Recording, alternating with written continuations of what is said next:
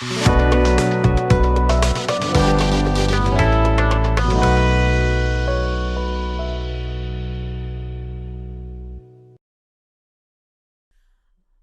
to our podcast at iASK.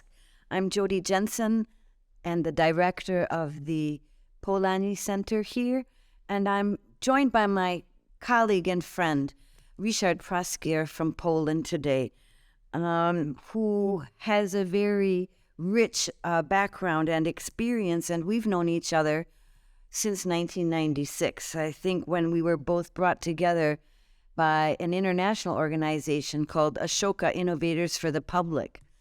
And in this organization, we were searching our countries and our region for social entrepreneurs who made systemic changes to the structures of the societies they worked in and on all different fields. So we had a really interesting and actually very fun experience working together in that organization. But like me, Ryszard is also an academic. So he is one of these academic activists that so much parallel the things that we do here at iASK. I'll just give a bit of his background. Ryszard was active in the Solidarność movement as a member before 1989. He is trained as a child psychologist. And so he's been an activist, as I said, throughout his life. And he's been participating in our institutional growth here in Kőszeg, first as ISIS and then as the iASK, teaching students regularly in our MA programs and our summer universities. And it's always a pleasure to welcome you here, my friend, and exchange stories and our research results and our expectations and our views for the future. So I wanted to maybe just begin by asking you to maybe outline the research that you were working on while you were here. The title of his paper that he presented was Singularities in Societal Dynamics, Manifestations, Early Indicators, and Anticipation. And then how that leads into the research that you are working on now towards the new book that you want to produce. So, Ryszard, thank floor is yours. For this introduction, Blackard and your luck, and thank you. Well, this paper is on irregularities. Because we usually think about social dynamics as something regular. Here it feels smooth. Ups and downs, but they are predictable and smooth up, smooth down. Whereas in many instances, there are just abrupt changes like jumps, irregular jumps, good or bad. And also very, very often completely unpredictable, like the Black Swan events. The concept and the definition is that first they are unpredictable, second that they are having a major significant impact, and third that people need to say some insights. Yeah, it was predictable, but before never were predictable. Like some market falls or some environmental changes or whatever. And this paper focuses on this occurrence, on the irregularities. As an example, there are presented 5 social movements which were big, which were successful, and which were peaceful, and which, through their history, the way they started and the impact they had, they were all Black Swan events in the terms that they made a jump, a sort of phase transition like from liquid water to gas, and hundreds is 100 degrees Celsius. So these movements are here analyzed from the perspective of those irregularities, and then the final part of the paper is how it's about the oxymoron of predicting unpredictable. How can we actually, even if the definition is that they're unpredictable, how can we try to figure out whether this particular movement may progress may develop into the direction of some irregularities, some singularities, black swans, or whatever. And there are several ways of doing that. One is through computer modeling, and I am presenting here the example, and also through light acting. So it's called green teaming, right? Simulating and role-playing games the future. This is in a nutshell about this article. And it fits the book I'm working on. The book is on the way of thinking. Actually, they call it divergent thinking, which the thinking which generates these kinds of unpredictable, very often untypical, sometimes weird ideas, which then are turned into reality. Mainstream. Mm-hmm. It's always fascinating for me to find out where our research interests kind of overlap. I've written in the past about our participation as individuals, but also as academics, in what I call dysfunctional thinking. That means we're always reacting when something happens. We're not proacting. We're not preparing. And I think that relates to your predicting, the unpredictable. The other thing that overlaps, and I think maybe this just comes from age and experience, is that we're trying to look at the deeper structures of how societies function and how change can be made. Earlier, when we started working with Ashoka, we were concentrating on specifics, finding individuals who fit the certain criteria, and then, finding out how they became successful and changed systems. And now we're looking at the systems underneath to find out, what they are based on and how they can be changed or modified.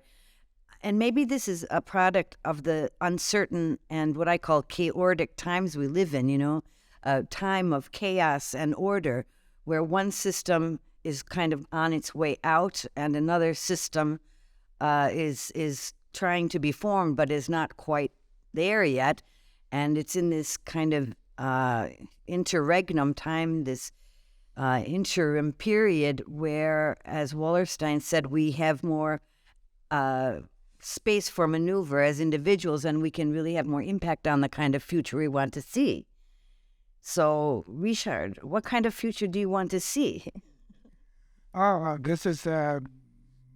This problem is common, and we all want the dynamics to go more into negotiations, to compare our positions, and to wars and grudges, and we all want the war in Ukraine, the invasion, the Russian invasion, to be stopped. But nevertheless, coming back to those dynamics in the flow, I would envision communities, groups, societies which generate some weird ideas which do not require much investments, because the habit is that if I have a big idea, I need big investments. And it's the dynamic theory, it's opposite. Big investments can dump the process, whereas small impulses can trigger huge processes. Look, I would love the societies to come up with ideas which are bottom up, not waiting for things to be done from the top, and not waiting for big investments or for big donations. By the way, the European Union's grants in Poland, they dumped a little bit the innovative processes because people learned more to show forms instead of taking risk and making the leap of faith. So let me give you an example of my idea. There was a very, very poor, underdeveloped community in Poland, rural community. They were all divided because of politics. So heated discussions, a lot of the chemical dependencies and waiting for the government to donate and so on. At some point, they were discussing in the bar, and they were sharing the pessimism. We're so poor. What do we have? We have nothing. We have only cabbage. Cabbage is the cheapest possible thing in Poland. So we have only cabbage. And the other guy said, cabbage? Okay, let's make the cabbage for our product and the driver for our growth. And they launched a festival what they called the Cabbage Festival Across Divisions. Cabbage Festival Across Divisions. My part is... Yeah.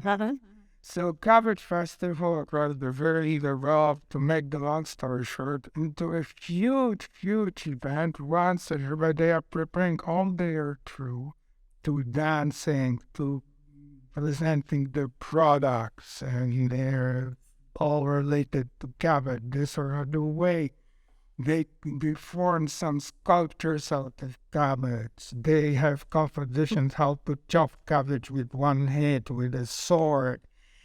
And the youth in school, the young people are learning how to operate in computing, how to manage computing through creating a platform for selling abroad their products and cabbage. So, and then the festival comes in buses with juries because it became famous. And then you need to feed the tourists, you need to host the tourists, so business developed. Finally, they are well off. They out of no investments at all, but only through their idea, through a weird idea, how to make a cabbage to be a fulcrum for growth, without any background, without any grants, without anything, just there. One of the most developed, also financially, economically, in communities in the region. Now, you got a lot of money out from the cabbage festival across the place. So I would dream that all communities would come up with similar ideas, which are not top-down, imposed, like we have a grant related to this and that. No, they are embedded in the culture. Cabbage is embedded in the culture. This is natural, this is obvious, and this is a real driver for... Yeah, this is one of the parts I always love about your talks, is that you provide us with concrete examples of what you're talking about. And like the Cabbage Festival, who would have thought that a community could come together and flourish under cabbage?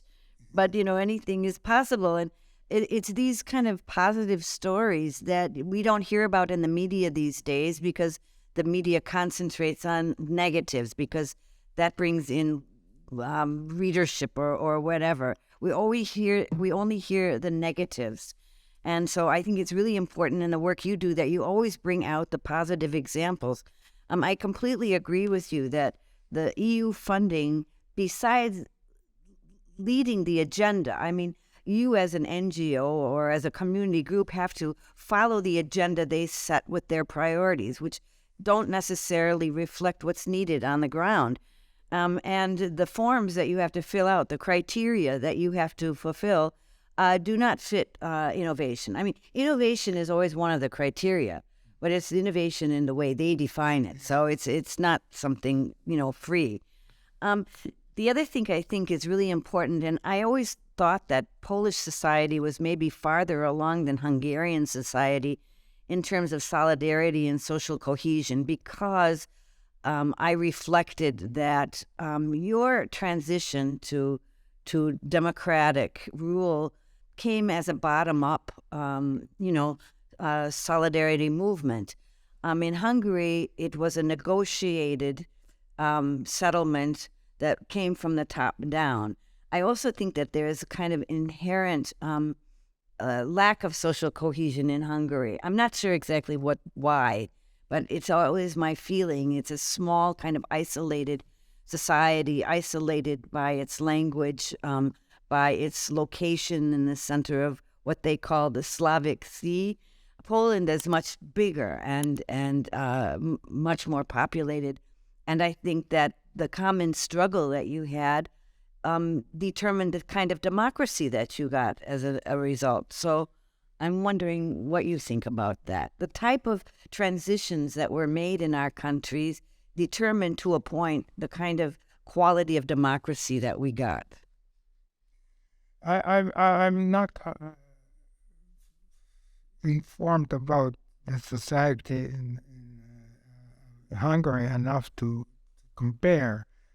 I remember when we worked for Ashoka together, we found many indigenous small initiatives like the Roma population to developing through sort of rediscovering old dancing and old music and so on. And to my understanding, there might be such initiatives like the Cabbage Festival, which we don't know about. So I rather wouldn't be pessimistic. I would assume that there are, but we don't know, and we should dig for that.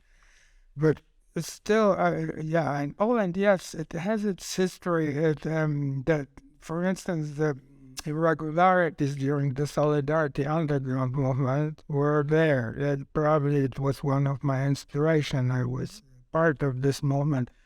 There were no communication. At that time, there were no laptops, no Wi-Fi, no mobiles, and all regular telephone communication was cut for the first years and then heavily bugged. So this couldn't be a mean for communicating within the society. But regardless that, people communicated, and that's amazing. For instance, at some point, someone said that we have to sort of honor the anniversary of martial law being imposed through candles in the windows. No telephones, 30 million. In nearly all cities, within 2 or 3 days, there were at the same time candles in the windows. Who knows how? The singularity was the spread of information, the networks which people form, not necessary to technology. And this is important to know. There is some power, by the way, people face-to-face and word-of-mouth communication, not only technology. But and there were several jumps like that. And most of that was done through joy. Like the Cabbage Festival was invented through joy. Uber taxis were not invented in the office with people thinking, sweating, and struggling how to make money, but it was invented by a group of Americans who hanged out in Paris late in the night, had several wines, and then wanted to go home and couldn't find a taxi. So they sat down again and had another glass of wine and say, okay, so why don't we have the taxi app on our mobiles? And then, and that's how Uber was invented. And many other initiatives were invented through joy, through fun, not through confronting and seriousness, gloomy offices, and this brings me to the idea of divergent thinking. is divergent thinking requires joy.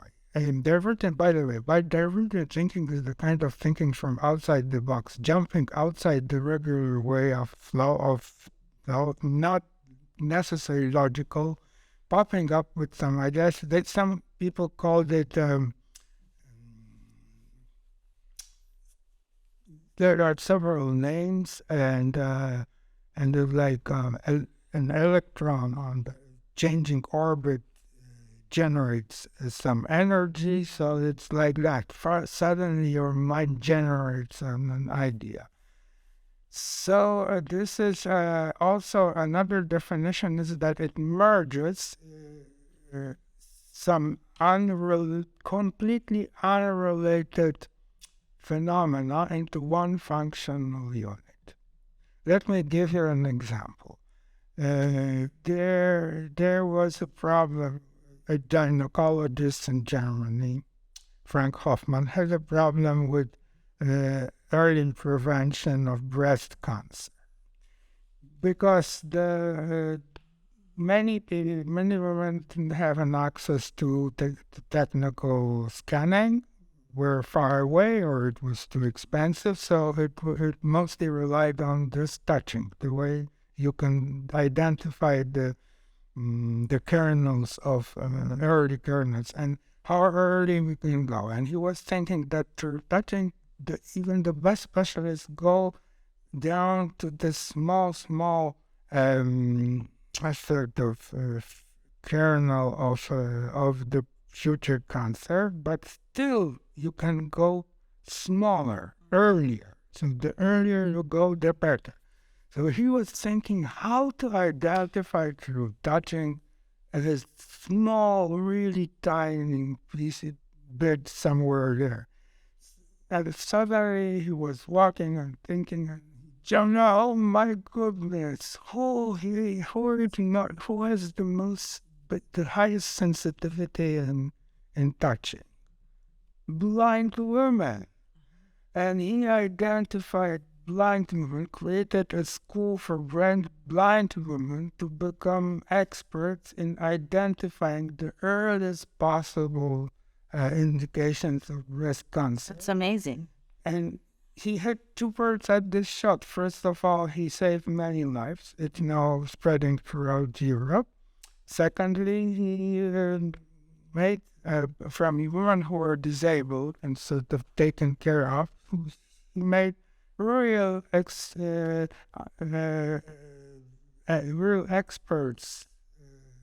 making their money out of it also.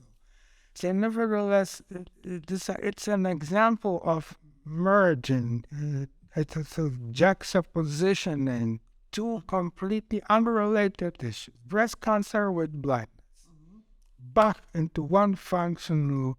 That's a win-win for everybody.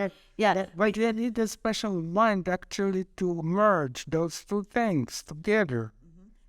That's what I wanted to ask you about. How do we get to that, like, eureka moment, that moment when the light bulb goes on in your brain? What can we do to promote this kind of divergent thinking? I mean, in our school systems, education, but like at our institute here as well. How can we be several? I was studying that. Actually, this could be my next grant. I was researching that there are several indications. First one is about the distance. They made several studies on the role of the distance in divergent thinking. For instance, they gathered a group of people and told them the following story. There is a prisoner up on the 9th floor who wants to escape. And he found a rope, and he divided it. He found a rope, but the rope was half that the length? Too short, half that short. So he divided it into two pieces, tied them together, and easily escaped safely. The question for the group was, how could he do that? So the convergent thinking, which is traditional, which is logical, always one solution, like mathematics and so on, says everybody thinks in a convergent way, that how could he do that? He cut the rope, and how could he just tie them together? But the divergent thinking is that he didn't cut the rope. Divided means unraveled lengthwise. So the divergent solution is that he unraveled lengthwise, tied them together, and then it was long enough. The goal of this experiment was that they divided the group into two random subgroups. One subgroup was told that it happened around the corner on the next street, and the other subgroup was told that it happened hundreds of miles away in San Francisco. They wanted to find out which group is better at the divergent solution. And significantly higher was the distant group, those who thought that it was far, far away. So this was an indication that the more distant you position yourself to the problem, the more creative you are. Instead of the traditional just confront when you have a problem and let it go and so on, so you just sweat and sit and then they tried with temporal distance. Is it the same or not? And they again, an experiment was that the group had to solve some riddles. Some of them required divergent thinking. They were divided into two randomly, and one was told that you have to solve them now, and the other was told to imagine that they're 10 years ahead, 10 years older, and they're playing with those riddles. And the second group, again, they were much, much better in divergent. So this time, it proved that distance, so that when you have a problem, when you struggle with something difficult, you should create a sort of a distance to the problem, like saying guns and some business coaches suggest haiku poems and then go back to try to do something not to be totally overwhelmed, because when you're totally overwhelmed with the problem, the mind doesn't produce divergent thinking, it's only convergent. So distance one. The second thing is joy. I mentioned it already. Einstein said that creativity is intelligence having fun. So why you have said that? I understand, because as a psychologist, I'm also interested in neuroscience a bit.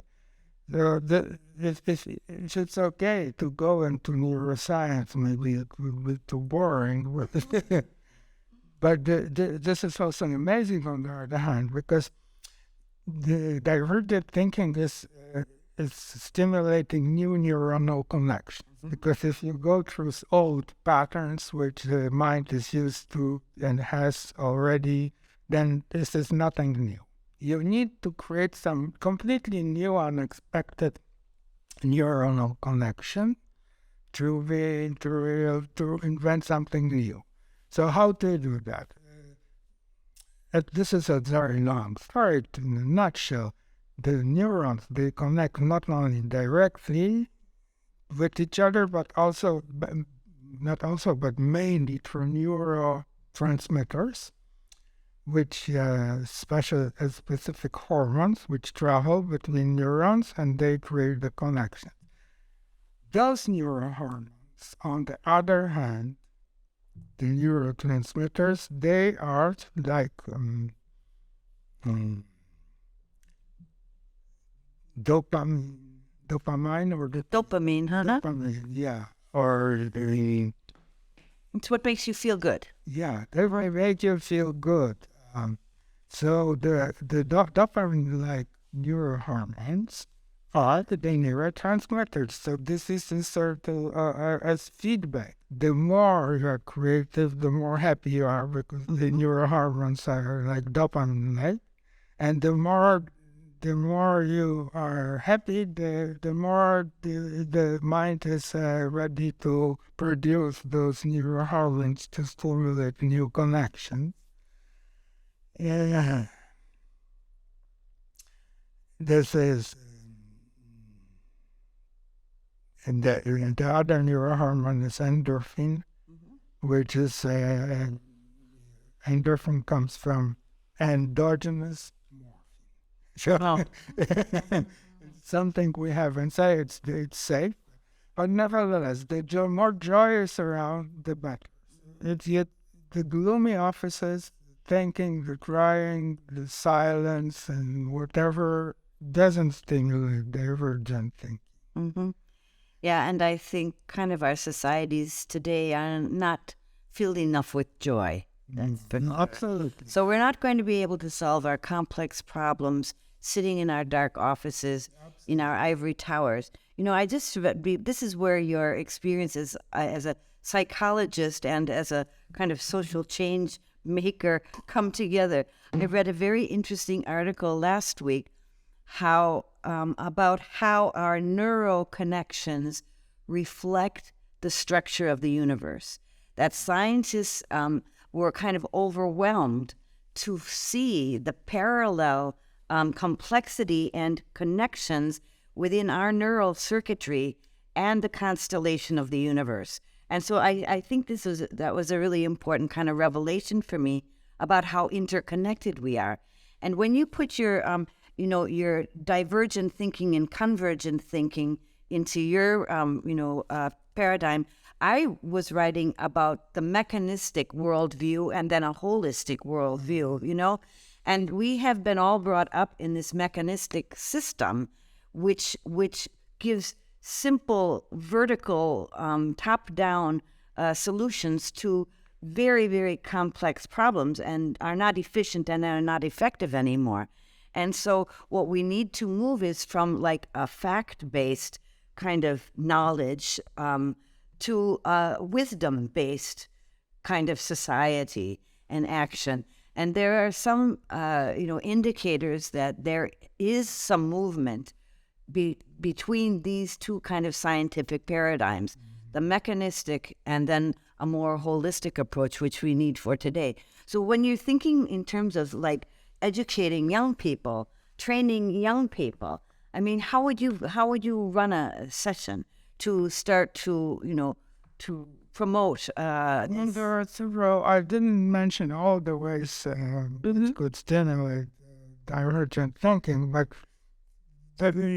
you could introduce a lot, like metaphors are also an avenue to position you a little bit in distance to the problem. So very often, if you have something to solve, then it's good to generate a metaphor, which would actually picture the problem somewhere else in some other context, which is distant. There is, by the way, a way of coaching in business and through metaphors, a lot of literature on that. So I would teach them metaphorize. Whatever your situation or problem is, try to build a metaphor, a story around it, or find a metaphor in literature, whatever. The second, I would teach them to dance the problem. And there is also not a lot, this is also a little bit of my invention, but also there is some literature on the role of dancing, which is always very positive. It prevents from Alzheimer, prevents from Parkinson, and people who dance, the seniors who dance, they live longer and are healthier.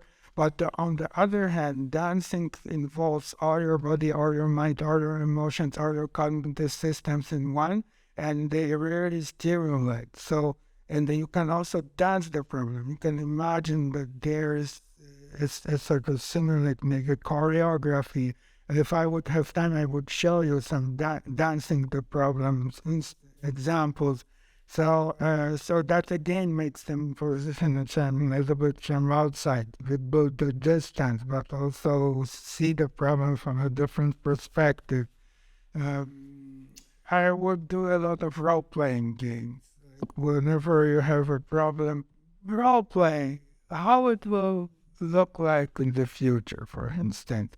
then there in the fringes somewhere are some solutions which are simulated, like in the back of your mind. Probably there is something, but it's difficult to verbalize when you confront with the reality and you're overwhelmed with the reality here and now. But it's easy to release them when you fantasize or role play the future. So I would not avoid doing the very difficult tasks, but together with them, the more difficult they are, the more fun, the more creative exercises around, and so. Mm-hmm. Well, thank you. I think we covered a lot of ground today on a lot of different subjects. And I know for sure that the next time we have you here, I want you to give us a training in dancing the problem away. So we have musicians here who can provide the background music for this kind of training. I think that would be really, really fun. So we will welcome you back very soon. Ryszard, thank you for your time today and very, very interesting, wide-ranging discussion. Thank you all for joining us.